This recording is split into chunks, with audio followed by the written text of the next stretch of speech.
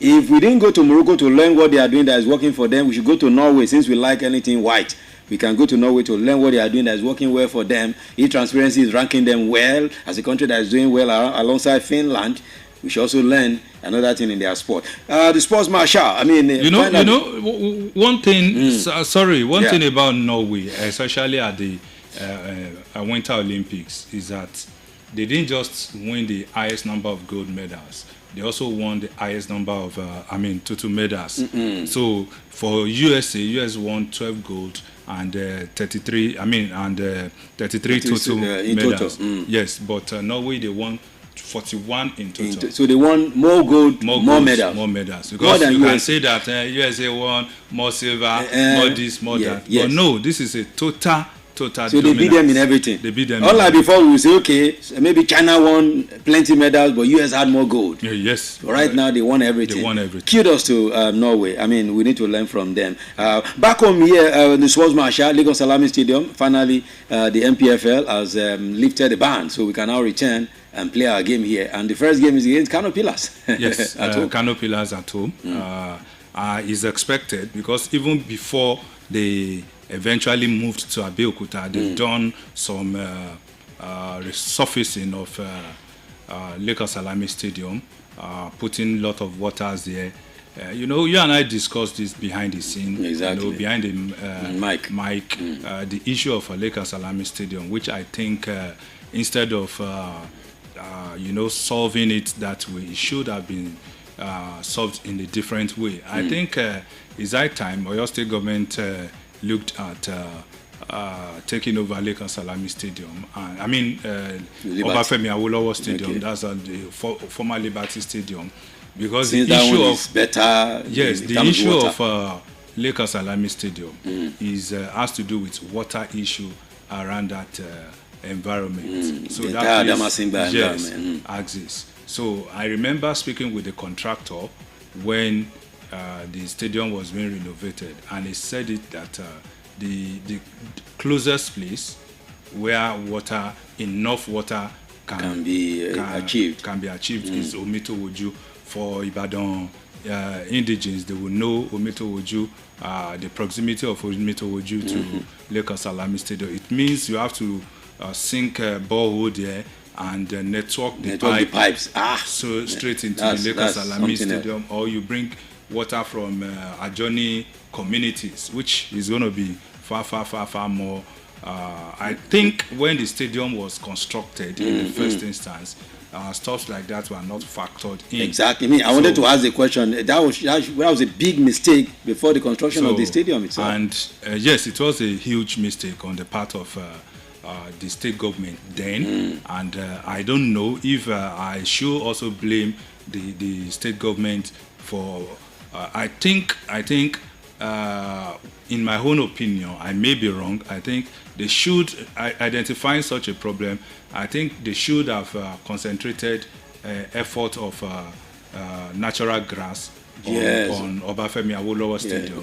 Take over that one. Yes, put why natural they gas just there. leave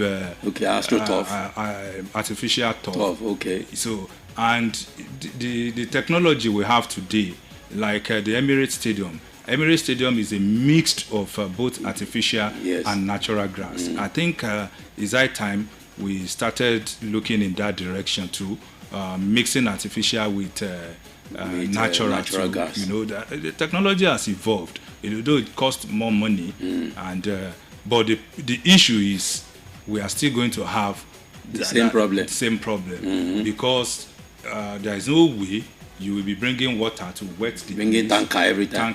All the time to wet the place and not have some lax when it comes to, during the rainy season, you may not have much of that problem. Maybe that's what they are trying to look at. Okay, rain will soon start. Okay, let's use tanker for now. When rain starts, rain will be helping us. But, football is all-rounder.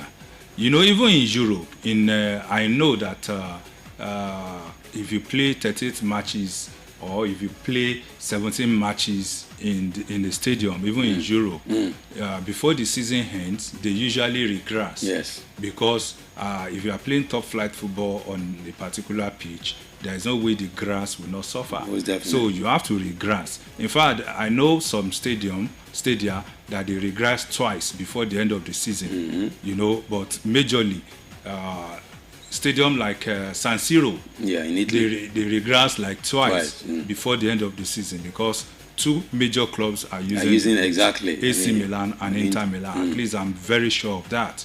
So unlike other stadia, you have to, they regrass only once. So that tells you that even in a much more organized setup, you still have the issue of growing grass and nurturing the grass as well. How much more our own Lekan Salami here? So I think if they cannot mix a natural and artificial grass together like the Emirates Stadium, I think it should be made an artificial turf. Okay. There are much better artificial turf now, and do natural grass elsewhere. Yes. So the solution you are proposing, if you have the opportunity to propose to the government, take over Liberty Stadium, Obafemi Awolowo, yes, and grass it to natural, yes, then use it for the games naturally. Yes. Then let Lekan Salami be artificial turf. Artificial. So whoever wants to use artificial turf can come there and use it.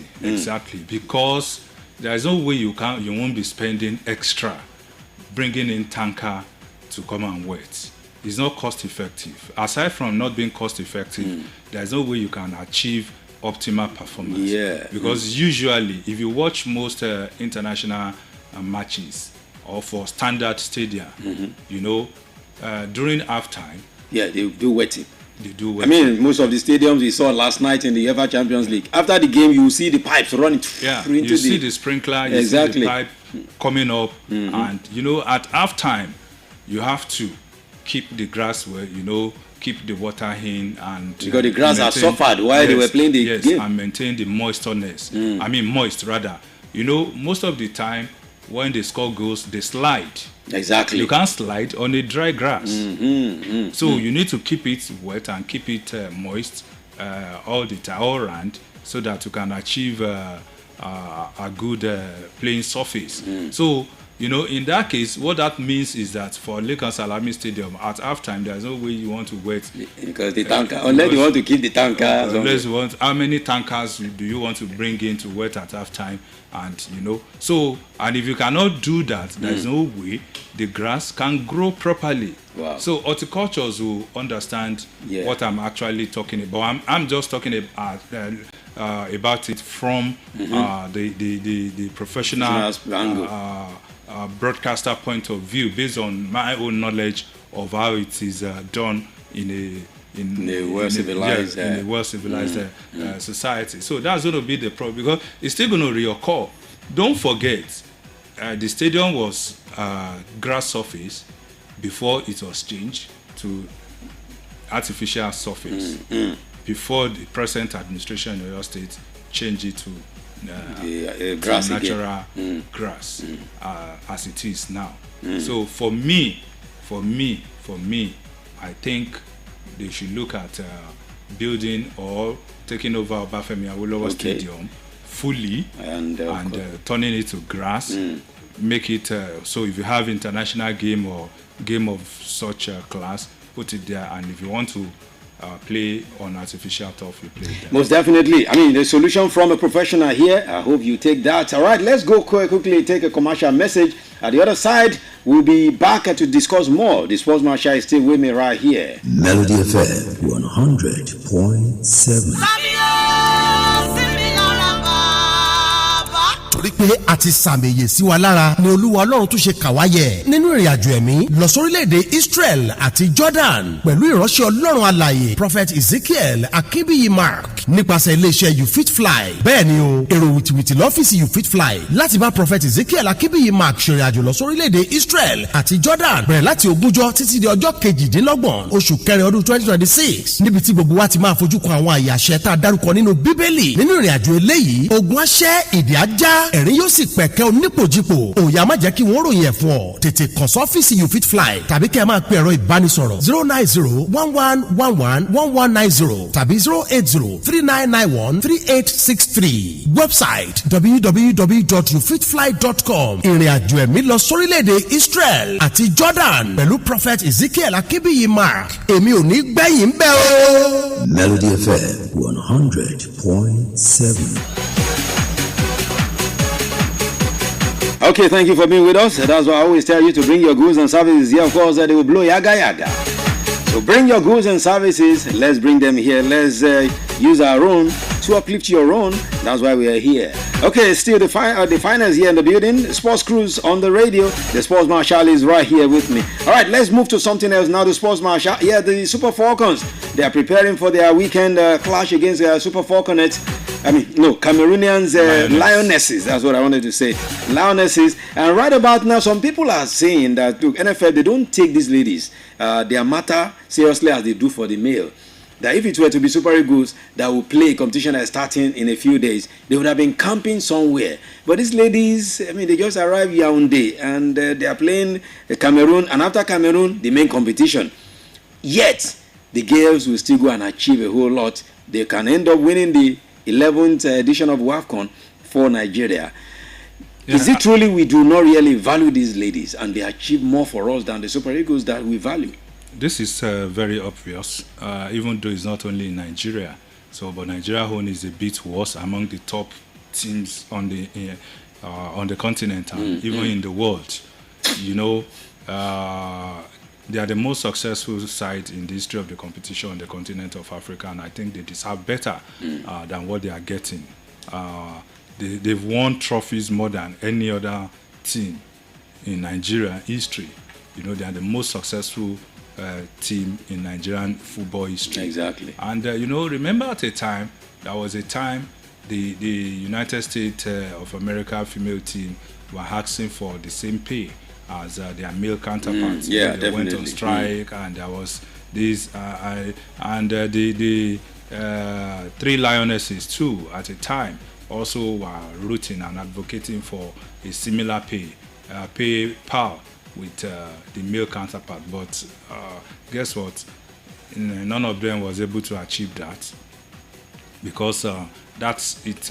The argument is that the number of people watching female football is not as much as the male. So the commercial drive of the female football is not as much or strong as the male national team. So because of that, they still kept to as long as money is not really coming in like the male counterpart, the disparity is still going to be there. Let's not deceive ourselves. The only thing is, in Nigeria, we go extreme in most cases. We carry it too far. And that's the problem. For a team that won, 10 African Cup of Nations title, going for their 11th title, which will be very, very difficult because they are still going back to Morocco. That same very tough ground where they won the last time out. And guess what?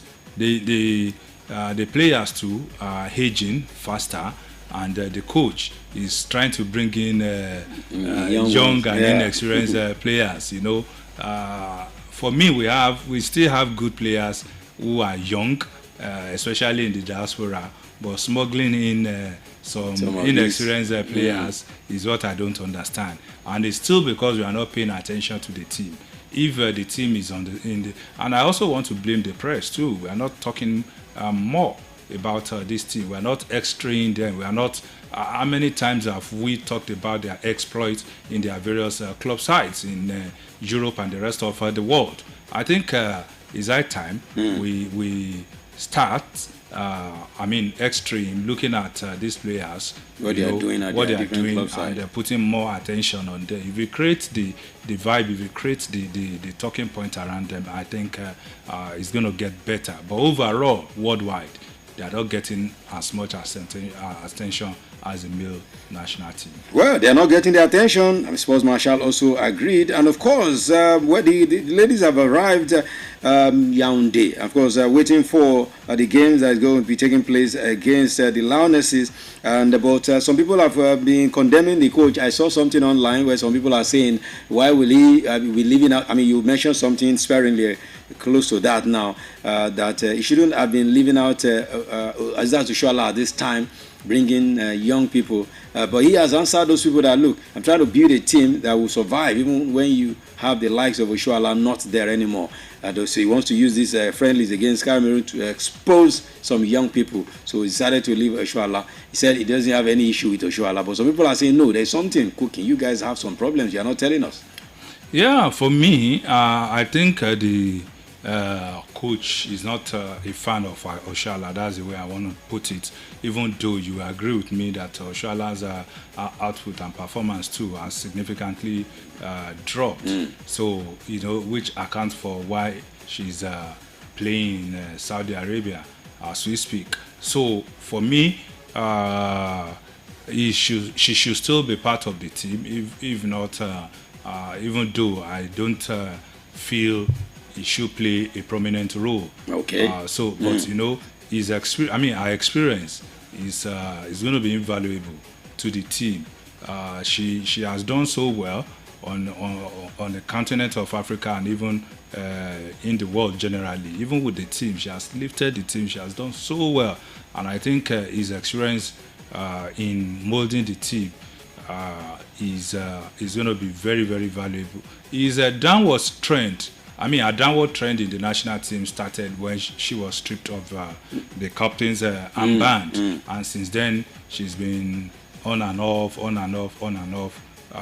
which I don't want to go into the reasons why that happened that time. You recollect it has to do with the face-off with the NFF at that time, majorly with the NFF that time. So, but for me, I think we still need her in the team, even though she's not going to be a starter as far as I am concerned.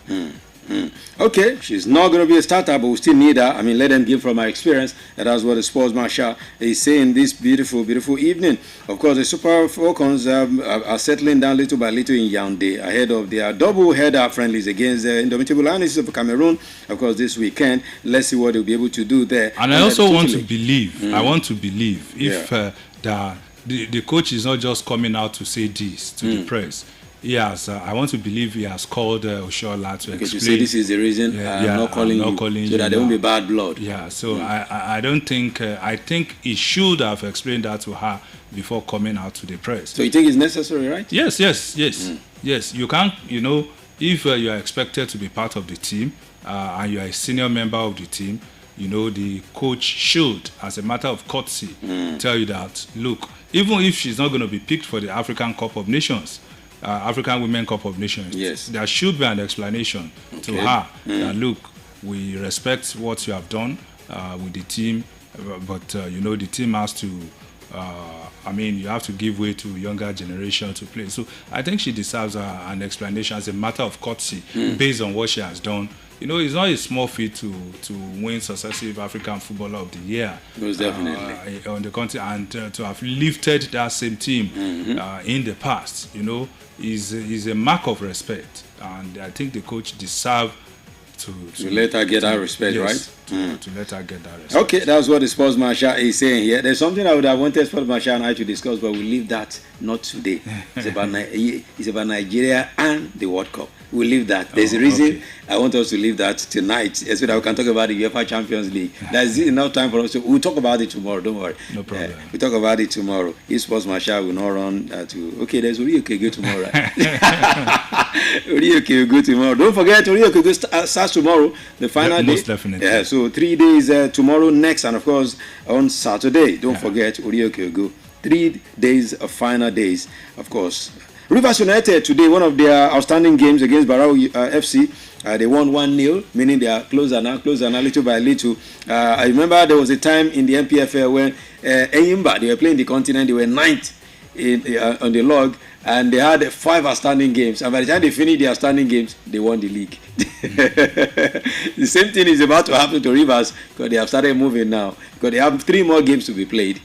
You know, I was enjoying this show until you bring the issue of Nigerian.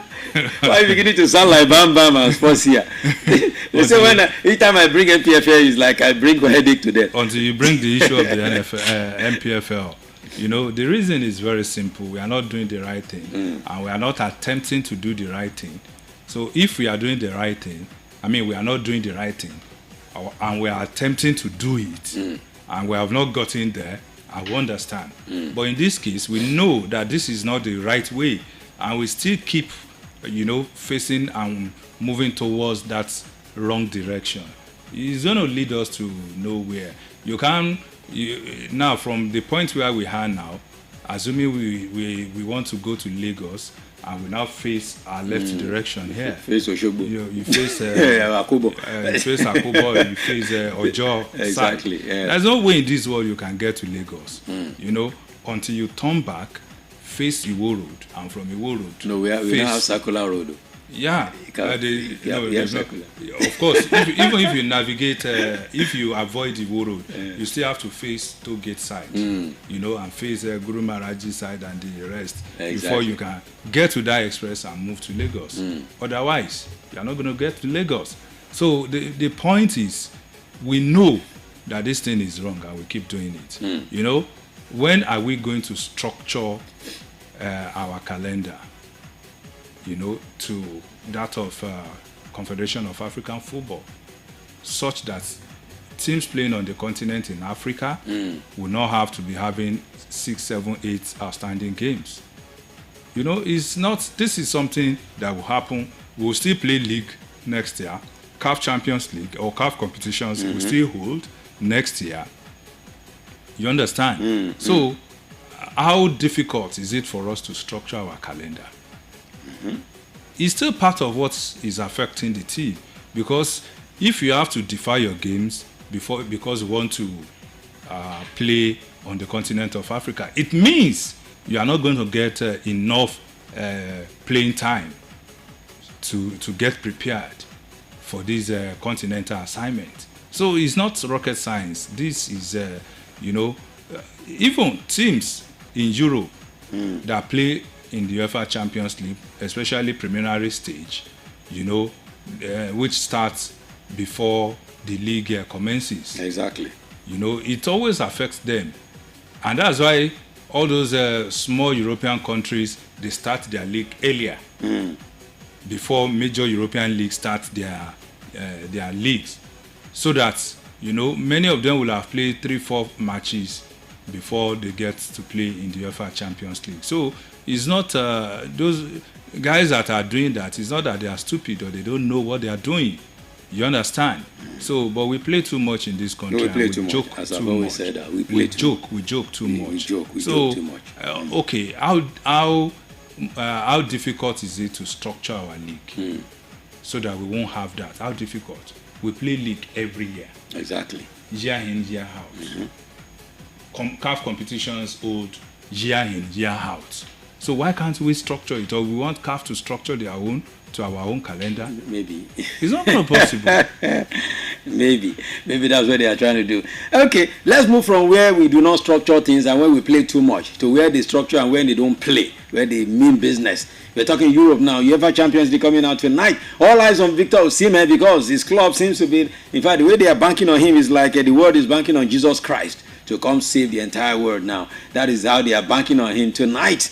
Of course, Galatasaray going. Some people already believe that they are there. 1 foot in the next round, and they have to finish the game tonight. Yes. Will it happen? Will it not happen? There's a big game coming down tonight. So Galatasaray against Juventus. The old lady is hosting them tonight. The first leg, they did what they had to do. The Swordsman Shah. Last time, he didn't score in the last game, but he was like the one that even gave them the victory. The disturbance was too much. The way he disturbed the defense of the Juventus, he had 2 assists in that game, and they held him.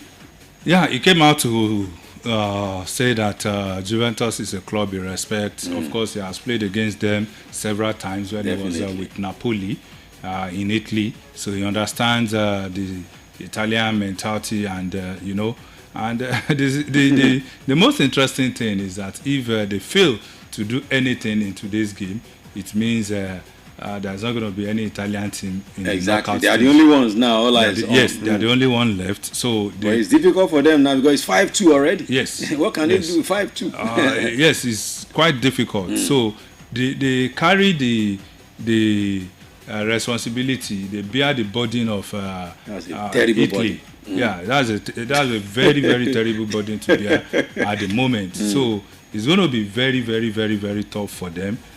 Even though if Osimhen will not score in today's game, it's going to be pretty difficult for Juventus to beat them because they are not in good form as we speak. Exactly. Even in the Italian Serie A. So a lot of work for them to do in today's game. But on Monday I told you that Everton are not going to beat Manchester United. Yeah, you said and so. And turn out, even though your guy, the sports here, was having a blurry vision. They say he drank too much Gary. Yes, and Ekpa. He's not seeing well again. Again today, I'm sticking my neck out to predict victory for Gala, right? For Galatasaray. 5-2 in the first leg. I mean, the old ladies will first need to score 3 goals before any other thing. Can they do that against this Gala that I saw? Only an incurable optimist. We want to do that. We want to believe Juve will. It's going to be very difficult. Yeah. So and good enough is going to be. They start afresh. Exactly. So they start afresh. Exactly. So it's going to be a narrow win for Gala in this one. Of course, the game that just started now, the early kickoff is between Atalanta and Borussia Dortmund. Going into the game, Borussia leading 2-0. Of course, they are in Italy also taking on this one. So maybe if Juventus can't do it, Atalanta might be doing it, but it's going to be difficult as well because Borussia, when it comes to the Champions League, they don't joke. Yeah, they don't joke. They've done so well. More than Atalanta in the UEFA Champions League. They know how to play at this level, even though Atalanta too have tried their best. But I'm indifferent to whatever that happens to Atalanta now. Our guy has left the place, and I do not. Your mind doesn't even remember them again. I'm not in any way wishing them well, based on how they have treated our boy who has finally found an escape route to Madrid. Atletico Madrid in Spain. So, but it's going to be a very tough one for Atalanta in this one. They've lost 2-0 in the first leg, and it's going to be a very tough one for them to climb back in this one. So they cannot beat Borussia Dortmund. Should I mean Borussia all the way? So we are taking them one by one. I mean, Paper Boys, are you listening to the Sports Marshal? His name is Neola Folabi. So he's giving you the clue in case the clues don't work. When the clue works, remember you have to pay him 10%, even though he's not God that well. And don't worry, this one is close to Colo. I'm talking about PSG and Monaco. Yes, I was coming to that. But let me quickly tell you, the game between Atalanta and Borussia is in 3 minutes now of action. Is still goalless. So PSG and AS Monaco. Yes, this one was a very big surprise in the first leg because nobody saw AS Monaco going to be giving PSG that fight. In fact, now their house. Now. Exactly, but it's the end of yes. This time they are going to pack the Princess. They will beat them like criminals. Yes, that's where the PSG will do. We show them who they are. Yeah, they will do the job. They are much more stronger side than Monaco, and it's going to take an extreme effort from Monaco to turn things around. You think they can turn things around? Yeah, it's possible. This is football, but it's going to be extremely tough. Underline the word extremely. So that's just it. We are talking about the champions of Europe. Who are not slowing down yet, as far as the UEFA Champions League is concerned.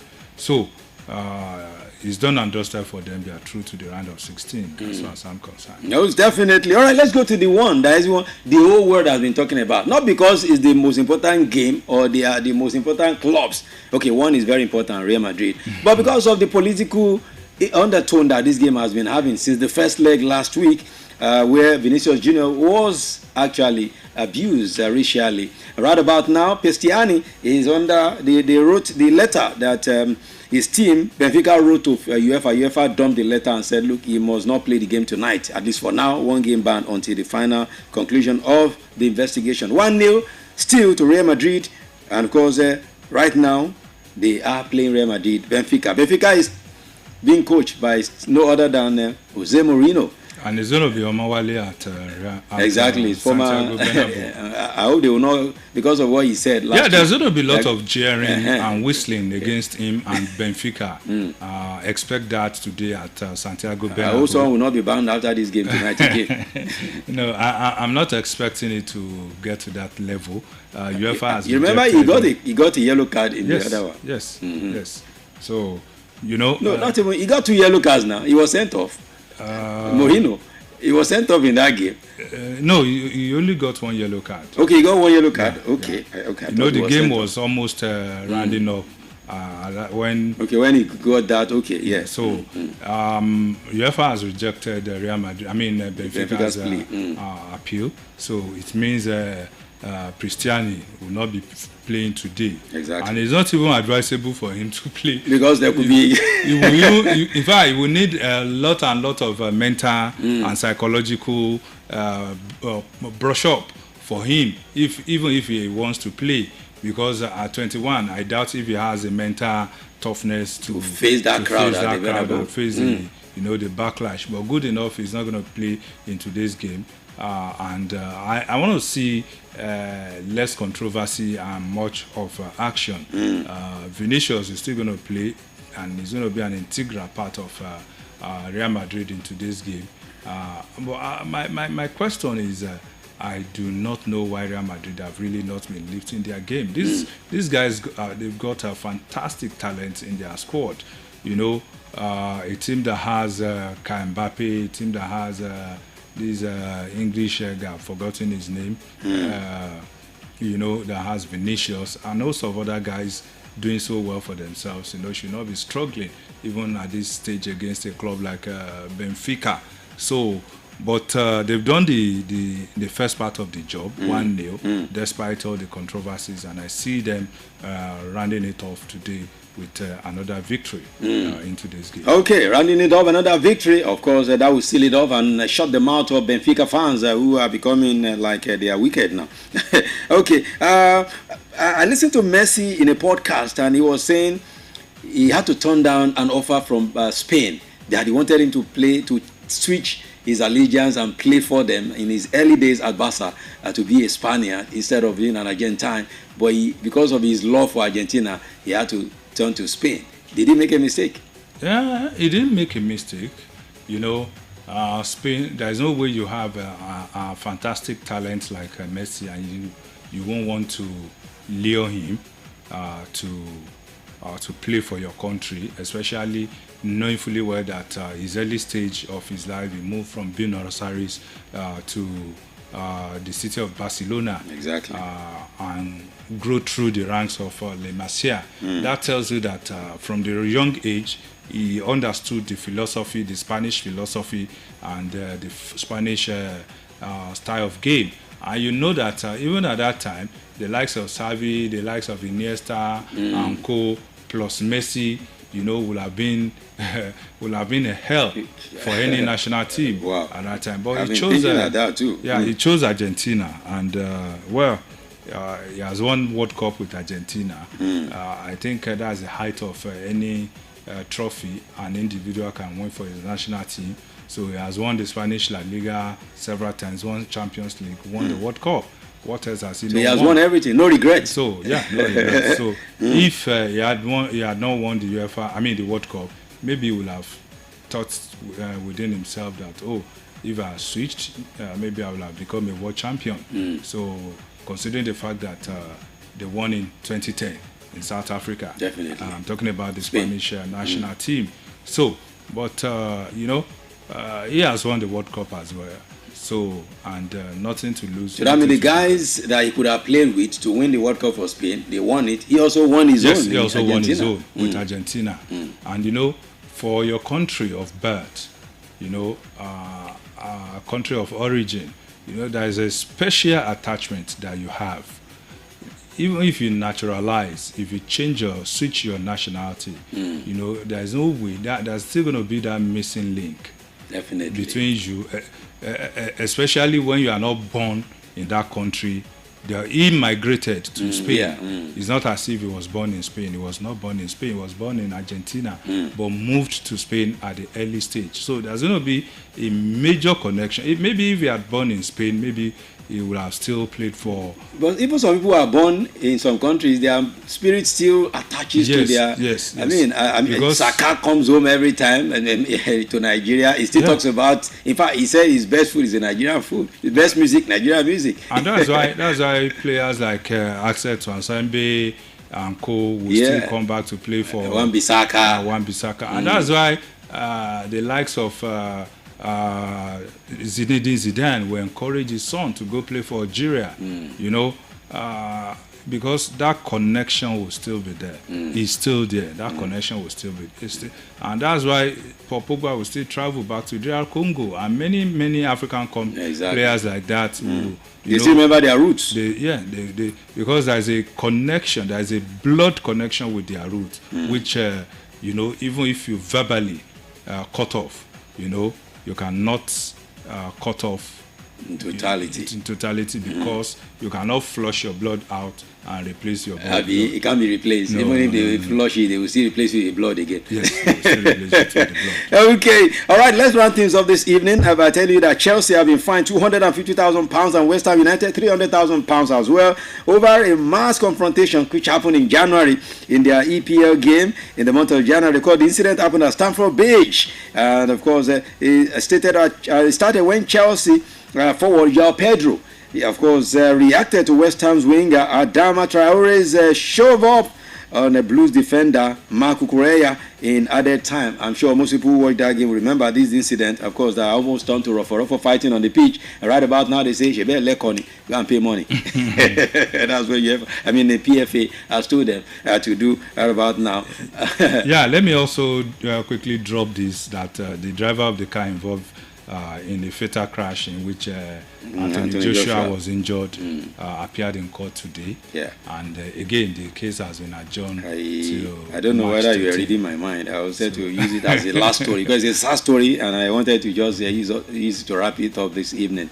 So the matter has been adjourned. The way our mind works. I'm telling you, I wanted to just use that one to wrap things up. It's a sad story. Every time I remember that story, it still makes me feel sad today. No doubt about that. I'm telling you. It's a very, very sad story. I'm telling you. You know, two promising young men lost their life because of someone's stupidity and impatience on the road. I mean, like we always say, there's nothing wrong with the road, there's nothing wrong with the car. Exactly. But something is wrong with the person that is driving. The car. So that's why we have to exercise a lot of patience on the road, especially why we are using road in Nigeria. And it's so sad that, you know, it's something that will haunt not just Anthony Joshua, but even the rest of the world. Exactly. Till, you know, you keep remembering it. Yeah, two promising young men, 36, you know, in their 30s. I mean, what are we going to say? They lost their lives. You know, they're not even close to their prime. They are still growing. Exactly. You know, so it's so sad. Very to know that we are still dilly-dallying about the case in Nigeria. That's how we do our thing here. Every time we are adjourning. We adjourn again. We keep adjourning until the case dies like that. God have mercy. Anyway, the Sports Marshal, thank you for coming through this evening. The Sports Marshal. Always a pleasure. That's our own Shaquille O'Neal here, the Sports Marshal in Yola Falabi. All right, keep it locked right here. Don't move it. We're just wrapping up the sports segment, entertainment, and much more coming through right here. Don't touch it. Don't move it. My name is Pretty. See you at the other side for entertainment and much songs from the 90s. The finest is still right here. Melody FM.